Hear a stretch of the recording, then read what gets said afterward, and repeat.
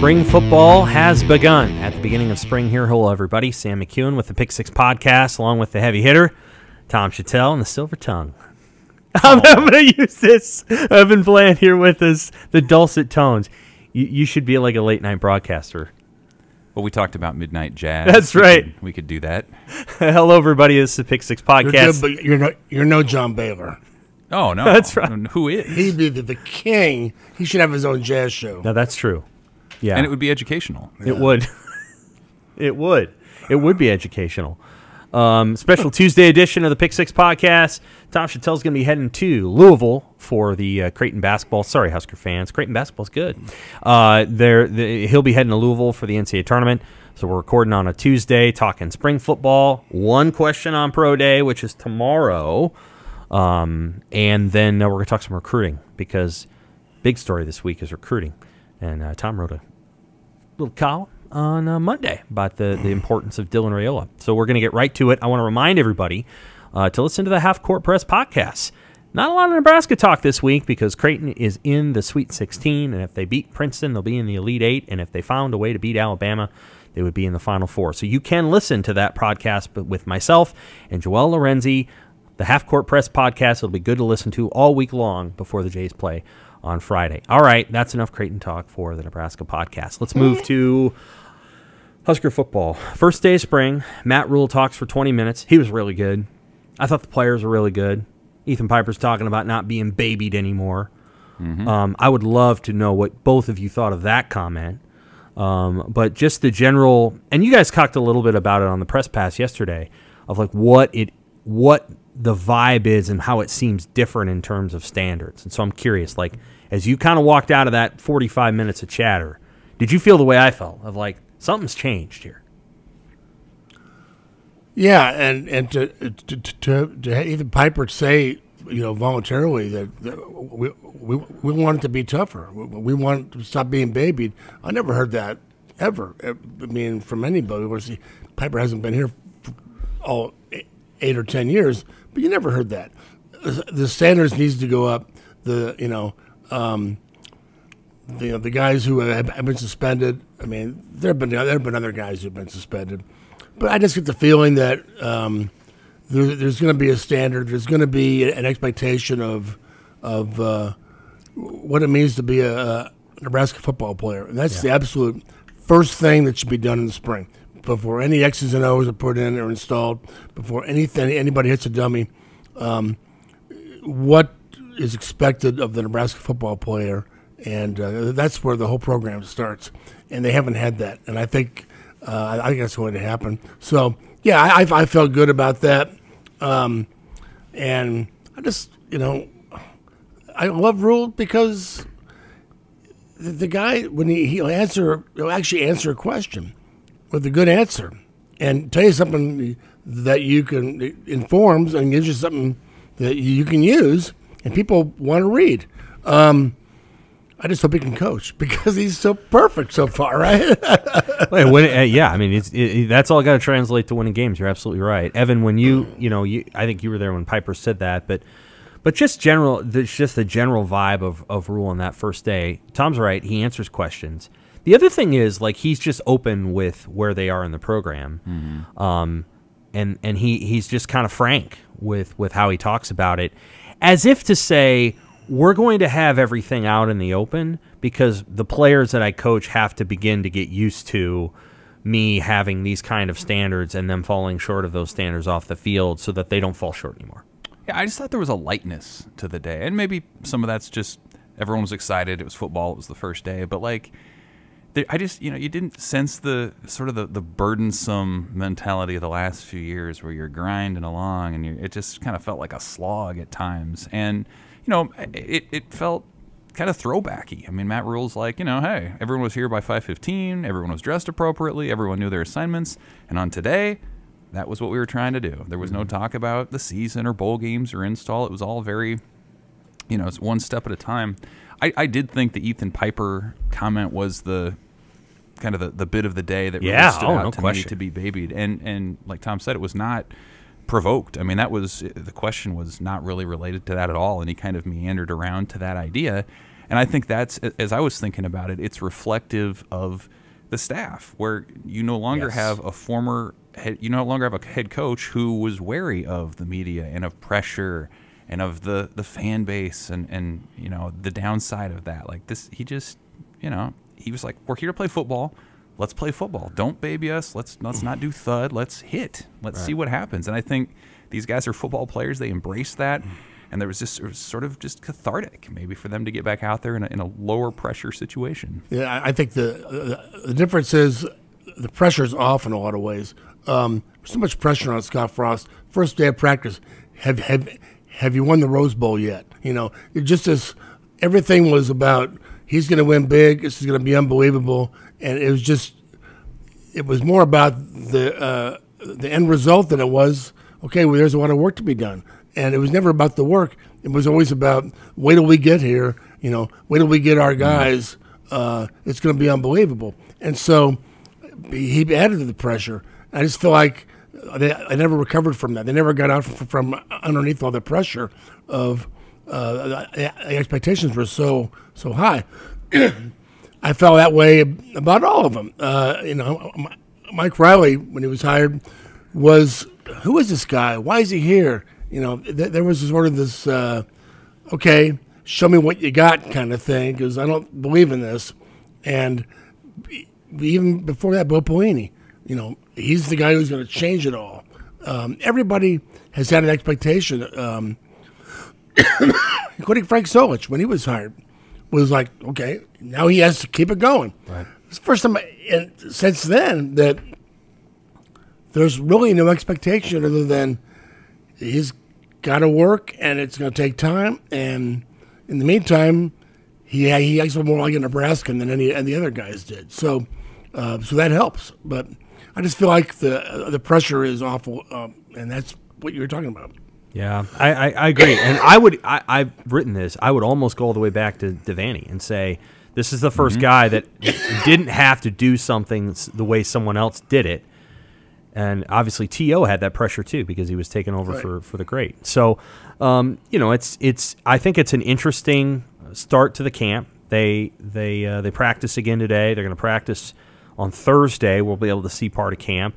There's going to be, you know, guys 3 different jersey numbers on coaches. I don't love that. I don't know. I mean, I get why they're doing it. The voting for the guys that get the single digits. My point is that some of the toughest guys on the team never had single digits to begin with and may not want them now. So, you know, like you might be stuck giving the single-digit jerseys right back to the guys that had them before, you know. Anyway, that's his thing, and that's what he wants to do, and nobody's going to bat 100% in my arrogant mind. But the point being that they're doing some things a little bit differently. And, Evan, I've kind of wrote this on Monday, and this is just true of me in general. I'm militating a lot more for Q's about the offense in the next month than I am the defense. I think the defense is going to take time. And I think defense, by its nature, is reactive. And so when you have a reactive kind of thing, it just you're going to have to see how that thing shapes up. And even yesterday, Rule was like, hey, I'm getting used to you notice, you hear that? Tony White's getting used to me. I'm getting used to Tony White. What you're hearing there is Matt Rule's going to have some say in that defense. It isn't just going to be whatever they were doing at Syracuse. On the flip side of the coin, I'm listening for the offense. And what I heard yesterday was Janiron Bonner is at 217 pounds. They want to get him to 222 so they can make him, quote-unquote, a chess piece. They're doing stuff with this offense that has not been done here for a while. And they're not afraid to do it. And you know, we've written about this at length. We talked with Matt Rule about this, about how they're not afraid to suggest, but they're not going to force anybody to. And when you see all these position changes, I think it speaks further to the credibility that this staff has. Where you can point to 5, 10, 15 examples of guys that have shifted spots and found success. So Bonner was interesting. You know, Jake Applegate, kind of looking at tight end a little bit. He was a better offensive player in high school than he was defensive, in my opinion. He was a great offensive player in high school. That one was interesting. Who was the third, the position change? Well, they moved Tagaloa back to defense. Okay. But, you know, that's I think fine. they're trying to find a spot for him. I think what they want out of tight ends is a little bit more agility.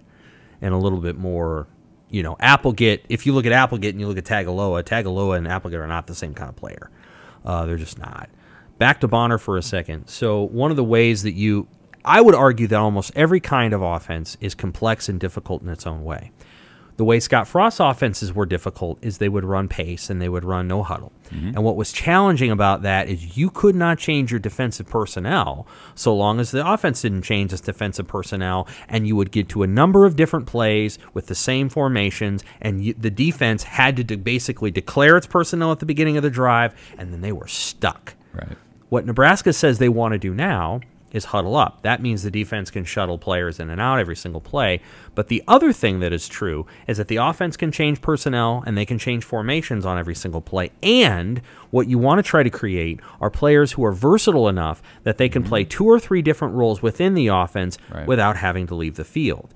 And Bonner, or whomever, can be in that sort of F back role, where you're an H-back or an F-back, where you're an adjuster in the backfield, you're doing wham blocks, things like that. You're a true tight end, where you're next to somebody, or you're flexed out, or, and this is the piece that the 49ers have added with Deebo Samuel, you saw the Bears do it with, gosh darn it, 84, Cordell Patterson. Now they can run the football. And you're looking for a guy in that spot who can do really 4 different things. Run the football, be a backfield fullback blocker, the inline tight end, and a flex out tight end. You take a guy and put him in 4 different positions without taking him off the field, you make that challenging for the defense because they don't know exactly where that guy's going to line up in the formation. Well, and Matt Rule's spoken to this too, about this idea that you're not going to have success against another team if you're doing the same thing as the other team, but you have less talented players. So what are you going to do that's different? And if everyone knows Nebraska back in the day ran the option, but not a lot of teams ran the option. Maybe that's one of their edges now is to be deceptive in terms of the personnel, kind of like you're mentioning. If you have, or use formation to challenge the opposing defense. Sure, if you have 3 guys out there that can be receivers or running backs or line up wherever, then maybe that's your edge. Right. Do you see a lot of Big Ten teams doing that? Wisconsin does some of it. So one of the good things about huddling up, or even having a sugar huddle, the way that they used to have with the Bengals back in the day, is that you don't declare your formation right away. And, there's only so many formations you can get in when you're running tempo. And generally, you're standing there in what's called an 11 personnel, 2 wides to the left, 1 wide to the tight end to the right. When you huddle up, you don't know the formation until there's about 22 seconds or 16 seconds on the play clock, and you don't have time to shuttle people in and out. So the challenge becomes, can you get different formationally on every single play? Wisconsin does some of that. Minnesota does some of that. Michigan does that. There were plays that Michigan was running last year when we were up in Ann Arbor that were some of the coolest plays I've seen in a long time, and you could not have predicted what they were going to do before the snap, right. And they're just really well conceived. And that's Jim Harbaugh. Michigan kind of huddles up. They make it challenging. And so I think teams are sort of, the pendulum is shifting away from that, what Ohio State was maybe 5 years ago, and shifting toward what Michigan is now. And there's so many benefits of that, right? I mean, obviously protecting your defense and putting them on the field less, but we've also talked on this podcast a lot about when you go tempo so often and you're running the same few plays, that allows the defense to react instead of to overthink, right? We talk about that in short goal line situations. Yep. Why snap it right away when, boom, all they have to do is react, right? As opposed to letting that thing wind down. You have guys moving around. What are you going to do? I think there are a lot of benefits to that if they can pull it off. It's about execution and all the small stuff, and maybe how they're setting the tone, the standard for that in the offseason starts to translate and be characteristic of what that offense can be. Tom, you'll be in Louisville for the rest of the week, but just based on what you heard on Monday, is there a thing that intrigues you going into the coordinators talking on Thursday? Oh, just sort of the same thing. What they expect, what they're looking to do. I mean, I really think that it's, Marcus Satterfield can have all the plans he wants, but until he knows what offensive line he's got, yeah, he doesn't know what he can run. Until he sees Casey Thompson next August, he's not sure who his quarterback is going to be. That's right. It's just we're so far from any of that. Defensively, I've written it and said it. It's more important to have the best defensive players on the field than it is how many guys are lined up. So I really hope the spring is about just Oklahoma drills over and over and over. Who wants to get hit? who wants to get after it and finding some mean, ferocious badasses. Ethan Piper, let's go. Let's see what you got. That's what all of these practices ought to be. And that's obviously not what it's going to happen, but they don't want to wear them out or kill them, but they need to find that out, and they need to establish an attitude on this team before we worry about any scheme. But, of course, the schemes will be installed. They'll have to get it in everybody's head so it's all second nature. What we're doing when you see this defense, where are you going? All that stuff has to be ingrained. But so there's a lot to do. Couldn't agree with you more about the defensive players. We talk a lot about, and we're going to talk about Dylan Raiola now. We'll get to the pro day question in a minute. We talk about Dylan Raiola, but I think the defensive recruiting is so crucial. And if I've talked about this before. The last time they had a draft pick at all three levels of their defense in the same year was the year they got Dennard, Crick, and Levante David. And I don't think they've had good players. I don't think they've had as good of players as those three guys at each level since then. That was 11 years ago. My favorite Blackstreet of all time, and I've got a few, is Mike Brown. Yeah. And because if you give me 11 of those guys, whatever size they are, they're going to make plays. They're going to find a way to get to the quarterback. They're going to cover the receiver. They're going to make the hit. They're going to get the fumble. Any position, and that's what that to me is the prototype. And maybe it's a rover, maybe it's the safety, but he could do anything. And that's what they need to do is find these guys who just want to play football. And I think his coaching staff, they're all gym rats, I think, or that's their mode. So I think they're going to find those guys, but they don't necessarily have them on the roster right now. So I think you have to go find those guys too. Good thoughts. Let's go to the recruiting now. They're trying to find some gym rats this weekend. They got 26, 27. We're kind of going on the recruiting sites. I've confirmed a lot of these, but not all of them. Let's just say they got about 26 or 27 guys coming. The largest name on that list, and we'll talk about him first, is Dylan Raiola. We've talked about this situation before, but Tom wrote an interesting column here on Monday. We're recording on a Tuesday. It ran in the print on Tuesday about the importance of a player like this. Just to recap, he's the son of Dominic Raiola, who was an All-American center at Nebraska. Dominic's name is written into the stadium, and there aren't many names up there. It's like 20, and is one of them. So the kid can only play at one school where his dad's name is etched into the stadium, and that's Nebraska. He's a 5-star. He's a number 1 quarterback in the country. It appears his top 3 schools, and I feel very good about this. Very good about this. Nebraska, Georgia, USC, and I think it's USC, Nebraska, Georgia right now. He's been to Georgia a bunch of times. He just went to USC 2 weeks ago. He comes to Nebraska this weekend. You wrote today about how Dylan Raiola is the most important recruit since Tommy Frazier, and you recapped Frazier's recruiting. And I've forgotten most of the detail of that. Yeah, I believe he visited Notre Dame, Clemson, and Colorado. He was supposed to visit Nebraska. He went home and said, "I'm tired of traveling. I'm not going to Nebraska." And Tom Osborne called his mother and said, "Well, we're expecting him, but he's not coming." And his mom said, "I'll take care of it." And she did. She said, you gave your word. You made a promise. You're going to keep it. You're going to Nebraska. And then, the rest is history. What I've forgotten was that Colorado wanted to make him defensive back.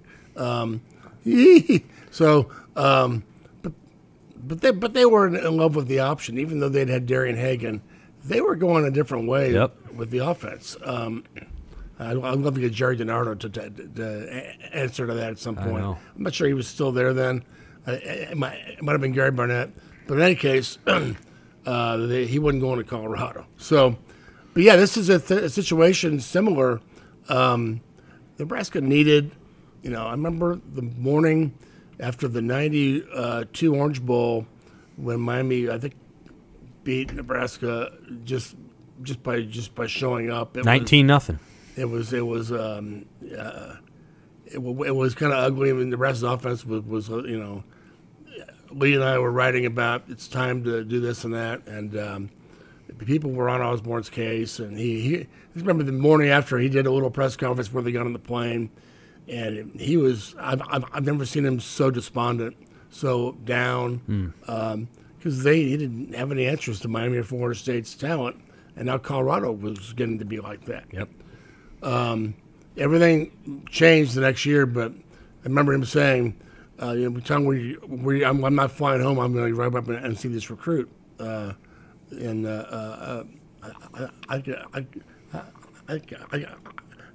was Brayton Florida. Yep. Brayton. So Tommy Frazier. So that changed everything. He got him, and he became like the Pied Piper. Recruiting is not what it was now. You didn't have recruits talking to everybody back then. It wasn't the internet. Everybody didn't know. You had guys actually on the phone calling these recruits, these, the Max Emfinger type guys, were calling people up and trying to find out where they were going. So I don't think the players necessarily knew all each other, traveled to these camps and did all these things. But when he got there, it gave Nebraska instant credibility as a national player. Oh, you got him. This must be good. This must be serious. And he brought others with him, changed the attitude of the whole place. I believe they are in dire need of that again. And I think in this case, not only can Raiola bring others who these guys are all they all keep in touch. They all know who each other's are. They all follow each other. They talk. He'll talk. He'll recruit for Nebraska if he comes here. But there's also the transfer portal. That's also maybe some transfers want to come play for him too. So it would be huge. I think I'm not saying it would be another 90s. The program isn't set up by that yet, but he could transform it in a way where you're going back to bowls every year, and you maybe going to a Rose Bowl or you're challenging for the Big Ten. So it's huge. It really is big. It is. I agree with that. I mean, it'll be interesting to. So obviously they're bringing in all the recruits so they can be around Dylan Raiola. Sure. I talked to Grant Bricks this week, who is a lineman at Logan Magnolia. I'm sure you've covered a few games. Yes, Panthers. Back in the day there. And I was like, so have you talked to any of these recruits? And he goes, well, I've talked to Dylan, the lineman from Logan Magnolia. Well, I mean, that's not the highest guy on that list.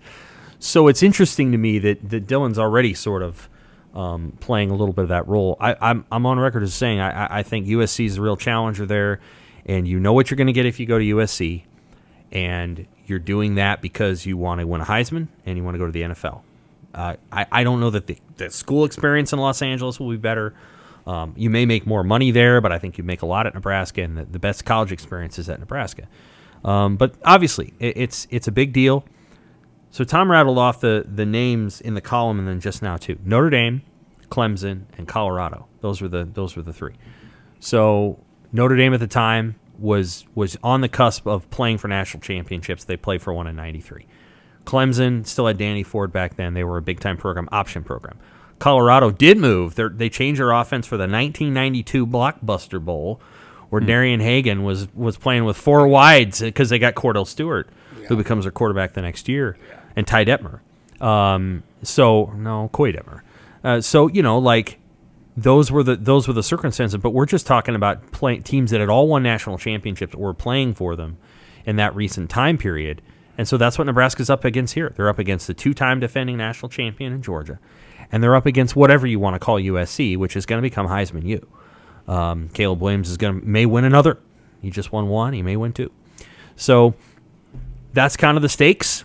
I'll be intrigued to see how it goes. I do want to talk about some of the other recruits coming here in a second.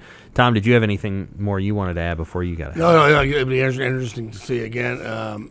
His dad, who I covered, was not a guy who liked a lot of attention, who sought the spotlight, was into the fanfare, or the glitz or the hype. So I don't know how that plays into any of this. I think he'll probably just sit back like a lot of dads and let the sun decide.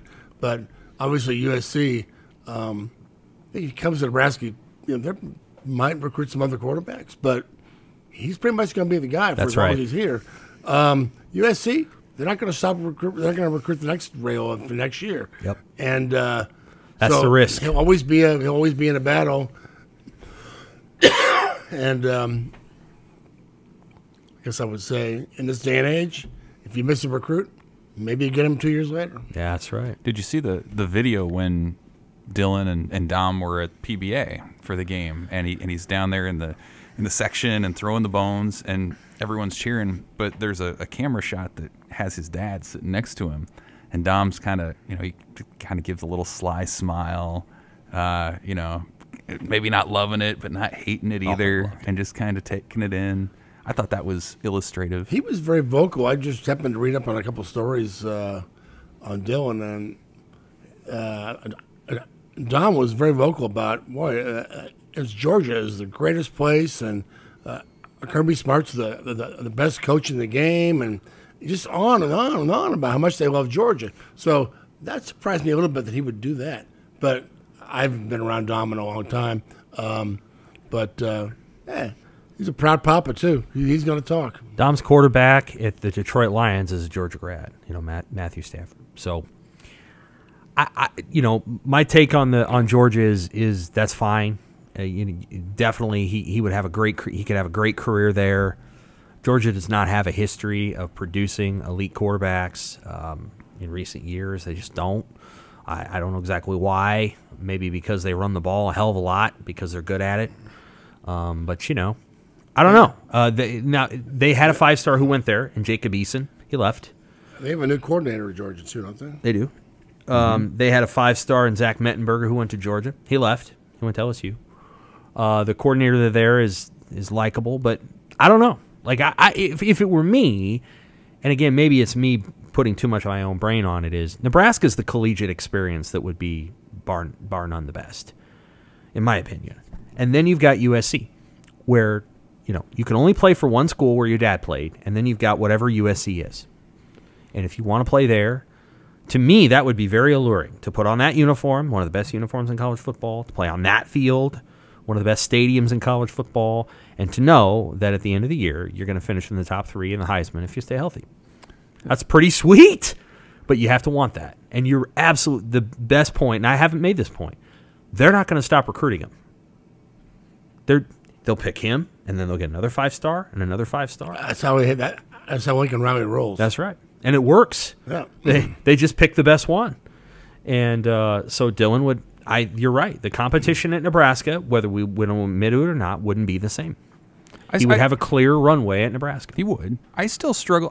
If he doesn't pick Nebraska, I'll be really fascinated to see how that's viewed, because I still feel like there's really very little downside if you're Nebraska. Either he picks you, and it leads to all the stuff that you're talking about, Tom, and peer recruiting and putting Nebraska on the map, or he doesn't, and, okay, Nebraska wasn't really expected to get him. It's had a number of losing seasons, and Nebraska goes to the transfer portal, and they still have a loaded quarterback room, and they'll turn to the 2025 class where they just had a top guy, Stone Sanders, come and visit this week and today.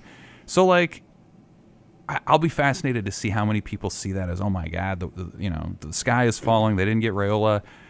I think it's all upside. You get him, it's great. It fast tracks the rebuild. But if you don't, Matt Rule's done a whole lot more with less at that position. I think it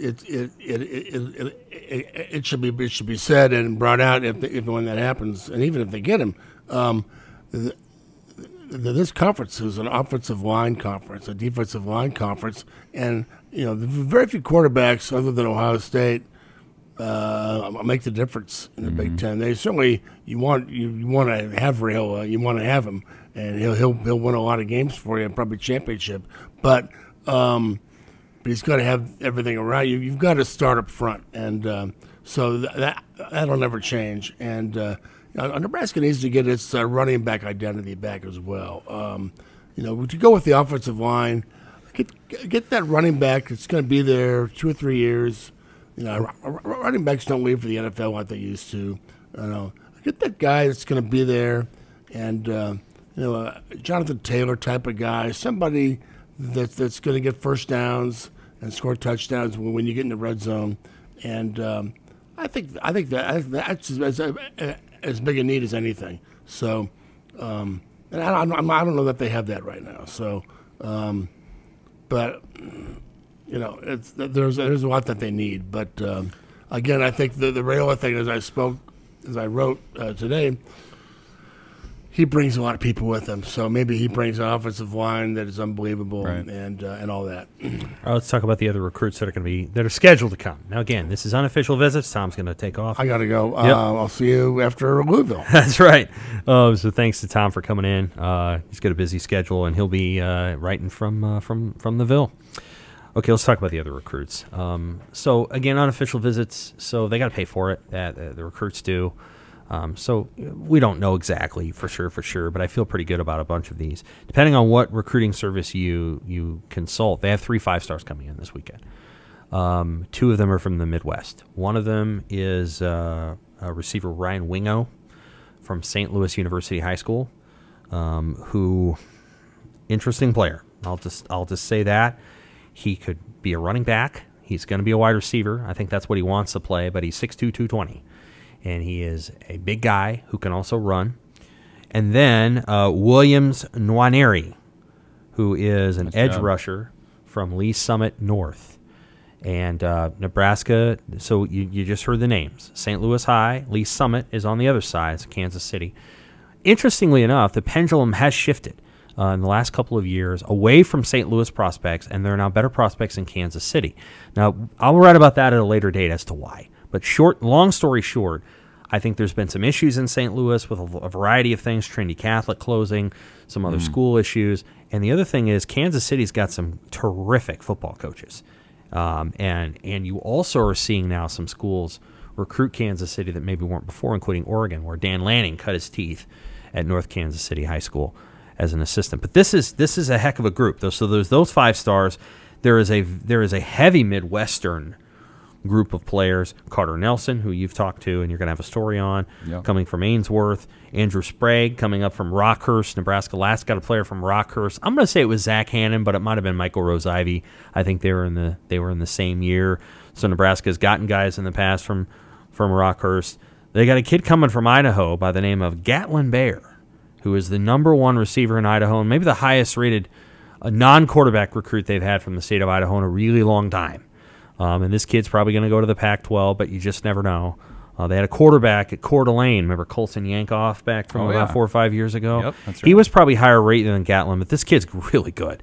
So I've watched some of his film, and I would put him against any receiver in the class. He's a really, really special player. They've got Caleb Benning going from Omaha West Side, Devon Hall, Isaiah McMorris. They're probably going to both go down from Bellevue West. Nebraska wants both of them.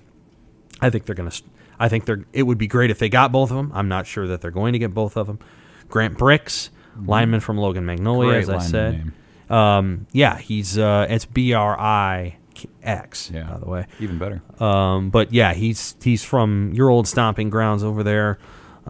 They've just got a lot of interesting players. Michael Boganowski from Junction City, Kansas. Don't get a lot of players out of Junction City. So that's a rare one. Thomas Heiberger, who I just talked to today. Mario Buford is coming. Heiberger's coming. He's from Sioux Falls. Jefferson, Nebraska's done better at the other Sioux Falls school. Washington, they've got Nate Gary out of there, obviously, and Matt Farniak. Yep. So they've got 3 players coming from Cheshire Academy in Connecticut, 2 twins who I'm supposed to talk to today, and Elijah Newby, who is another one from up there. They got a bunch of guys coming from Texas, including some linemen and a tight end, Ian Flint, who looks like he could be a commit. Oh yeah, that's been in the works for a while. He's been up here a bunch of times. Gibson Pyle. Gibson Pyle is the lineman from down there, and then they've got this kid from North Dakota, from Kindred, North Dakota, Riley Sunrum, who is from a town of 800 kids, 800 people. 800 people, yeah. And he's coming down I-29, and he's going to go to Kansas and Kansas State and Nebraska, and that's pretty much his finalists. And he's going to them all this weekend. So today's at KU, tomorrow's at K-State, and then he's going to Nebraska. So there's a heavy Midwestern flavor to this. You've got some national recruits, too. What you don't see is any Florida in this particular group, any Georgia. You see Texas, Midwest. They've got these relationships out on the East Coast that they're going to try to mine. They got a kid coming from California. I don't know how much they're going to recruit California. A couple California kids, yeah. And then they've got, Dylan Raiola at the center of all this. But it's a good year for in-state recruiting. It's a good year for Midwest recruiting. Yeah.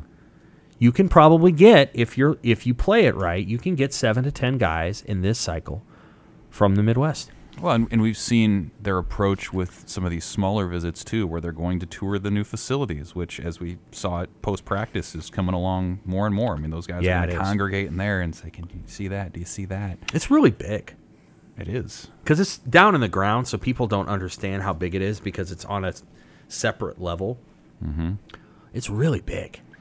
And there's something else. I think about these unofficials. Like, everyone puts the onus on the official visit weekends when you can roll out the red carpet and you bring in guys more from the coasts. But there's something about these unofficials where you're just a little more invested. I mean, you're way more into it. It's your own money that you're investing to come out. I mean, these guys they wouldn't do that if they're not interested. None of these guys are getting a free trip that they can just kind of come out and hang out and be rock stars for 48 hours. They're not going to a game. They're here because they're legitimately interested. And I think, like we've said, there's just power in sort of this natural momentum that can occur when you have a bunch of 17-year-old guys coming together and saying, it'd be pretty cool to play here together, wouldn't it? It'd be pretty cool to play with Dylan Raiola. Hey, Matt Rule, pretty cool guy. I mean, like, these are the weekends where the magic happens. And for Nebraska, there's just not a lot of precedent to, especially unofficials this big. We've seen some Friday Night Lights events, and we've seen some big fall official visit Saturdays, but it feels like there's some momentum here. And as we've talked about before, these are when you have a new coaching staff and a new vision. This is that time when you strike, when the iron's hot, before that vision becomes manifested, to say, hey, come be a part of this thing. Be part of a group that turns it around, that people remember. These are the weekends. I'm sure Nebraska will get commits out of it. And then long term, too, months down the line, I'm sure we'll hear stories of some of these guys that said this was the weekend when they knew. And so a lot of seeds being sown this weekend. I do think that the narrative of be a part of the change here is probably part of what they're discussing. But I actually think that they have pressed less on that, and they've pressed more on this is just a fun place to be. I think this is going to sound a little off the map, but I think Matt Rule has taken some of the ideas that his father and maybe Matt himself had of being a youth pastor and applying those to what they're structuring their visits as and what they structured their off-season like. So we talked about how the off-season thing was like kind of like a scavenger hunt. And like I'm just telling you that within the the youth culture of ministry, there's a lot of games, and like you understand what I'm talking about here. Sure. There's a lot of that stuff. Like I think their visit is going to be structured more as you get to come here and have fun. This isn't necessarily going to. I don't think they're going to put the weight of history on them super hard. And what's interesting is I think Frost did that a lot, or their staff did. Is this is the history and the tradition. I think Rule will hit on that, but I think they're going to pitch more. You just want to be part of this culture. You want to be here because we're all pretty young, and they are all pretty young. I mean, they're really young, and we're all kind of cool, and we all kind of like each other. You can all say that we're all kind of together, and you just kind of want to be a part of this thing. Come on this mission with us. It is to press the administration. Yeah. I just think he's borrowing some ideas. He's borrowing some things that you see in that kind of strategy, and I'm not always defending it, but what I'm saying is that the signifier and the signified aren't quite the same. If you were just going to go a straight pitch, you would be like, here's Nebraska, and here's the tradition, and here's the facilities, and here's the academics, and here is this, and man, isn't this great? And there's a person that thinks on side of their third person, their super ego or whatever you want to call it, that might actually look at that and go, yeah, this is where I want to be. I think Matt Rule plays a lot more of this place is fun. I think that's what they did in the offseason. We're Nebraska, but what we're really going to do in the offseason is we're going to compete our asses off in all these different areas. And you're not even going to think that much about the outside element of it. You're just going to think about trying to win. I think the visit's going to be structured very similarly. I think they're going to have fun. or they're going to try. I agree. And the Ethan Piper babied comment comes back to mind here because I think at times Nebraska's gotten so lost in the structure and the ancillary pieces that you just kind of get drowned. Like, okay, you've got, NIL, you've got nutrition, you've got all these support structures that the mechanism kind of drowns the thing. Oh, that's so good point. And I feel like Rule has done a really good job of just distilling it down. Let's go outside in the snow and push some sleds around. Let's have a scavenger hunt and earn points. Like, you have all the support stuff, and that's great, and that's important. But like from the experience of the players, he just has a way, as a coach's kid, as a youth pastor background, to just distill that down and compete. And this may sound abstract to our readers a little bit, what we're talking about, because you have to kind of cover the team and experience what we're talking about to understand how it can just feel very institutional there. Not in a bad way, but in a kind of like, just very institutional. It can feel like there's all these boxes to check off. There's highly talented people in 17 different areas. And it's like, would you like to try my dish? Would you like to try my dish? I like Top Chef. I don't know if you like Top Chef, Evan, but I love Top Chef. Sure. And they have these, these challenges where there's 17 chefs and they're all serving a two bite dish, and there's like 17 tents. And sometimes that can feel like that at Nebraska. It's such a big apparatus, and there's so many different boxes to check off that it feels like the players are kind of pulled through that a little bit. And I think what Rule is, you're making a great point, and it's hard for readers and listeners to understand unless you cover it. I think they've tried to pull some of that away. Lightness is a good way to put it. That's a good word for it. I think it'll help in recruiting. We'll see. I don't know. I don't know what they're going to get out of this weekend. I think they're going to get a couple of commits out of this weekend, maybe right away. Not Dylan Raiola. No. Although his timetable's got to be somewhat imminent. Wouldn't you think, the next couple of months? Yeah, kind of. I think you got to get this. I think everybody in that operation would like to get this done, sometime in the next couple of months. Then you're just going to have to wait it out, because I don't know that the last twist or the last turn in that recruiting process is a decision, because then you got to see what the teams do. And if Caleb Williams goes and wins another Heisman, he's gone because he's going to the NFL. If Georgia wins another national championship and whatever, you just got to play it out. That's the way you got to do it with these recruits. You don't have time. Like you have to just. Nebraska is the one thing that's hard about this situation for Nebraska, Evan, is that when they were out of it with Dylan Raiola, they could move on, and they could just pursue Plan Bs. Right. Now that they're in it, they have to stay in it all the way home. Even if he doesn't pick them, they're going to have to stay in it, because what if he changes his mind?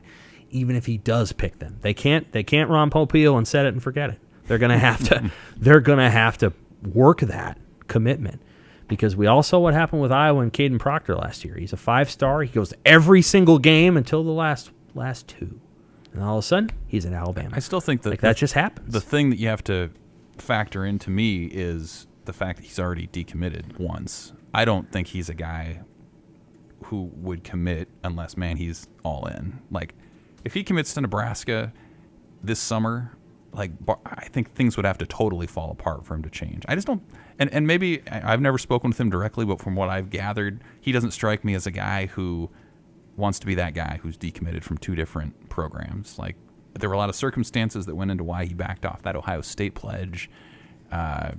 So I don't know. I feel like Nebraska, if they got the commit, would have to do a lot to lose that commit the rest of the way. I agree.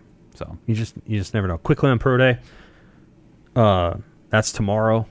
Garrett Nelson, Caleb Tanner, Chris Kolarvik. I assume Chris Kolarvik's working out. A couple other guys. Probably Chancellor Brewington. Probably Oliver Martin. I don't foresee Trey Palmer working out again. I think he's done everything he needs to do. I don't even know if he'll be there tomorrow. Yeah. O'Shawn Mathis may want to run another 40 because his wasn't overly impressive. What's the storyline Wednesday? Well, I think it's probably, you got to start with Nelson as the guy who got snubbed from the combine think you could have made an argument that he should have been there. We would have tested really well on interviews, things like that. So I think it starts with him, and you see just physically what he can do. I think he has the makeup, the intangibles that you probably want that would impress scouts. But what does he do? Caleb Tanner would be the other one who didn't get the invite. I mean, he's been as durable as it gets at Nebraska. You wonder how he would translate to the next level physically, what gains he might have made. And we've seen this a lot at Nebraska over the years, right? Like, none of those guys are probably going to go on to be NFL starters or stars, but there's a heck of a thing to be said about being on the practice squad or being a reserve or just being in the league for a number of years. And I think these pro day weekends in some ways are as valuable as the combine because it's just, you and a handful of guys. You're not one of many hundred that are out there. So I think someone's going to have to impress. Someone's going to probably have to do something that they haven't done a lot of or shown on film much. But, again, I think Nelson and Tanner especially are guys who have some film. And if they can show, some of those physical measurables that you're looking for, that could improve their stock. Well, we'll see. Evan's going to have full coverage from Pro Day. That'll be intriguing. We'll obviously have coverage of Thursday's practice. Marcus Satterfield and Tony White are going to talk. That'll be intriguing. I'm more interested at this point in what they have to say than Rule. No offense to Rule. He's great. But I'll be intrigued to see what those assistants have to say. Well, full coverage of whatever happens this weekend in recruiting. We're probably going to have some commits. We might have some tweets, some memes, you name it. Probably some lights flashing in the middle of the night at the stadium. Memorial Stadium, it reminds me of that scene in The 40-Year-Old Virgin where Michael McDonald's playing in that concert in the background at Best Buy or wherever they're at over and over and over, and they play that video over and over and over all weekend long. And it's like every time you look up and you're driving by the stadium, it's like some highlight from 2014 of Tommy Frank. It just plays on a loop. So that'll be playing on a loop. We will be covering everything. Thanks for listening. For Evan, for Tom, I'm Sam. Thanks for listening to the Pick Six Podcast.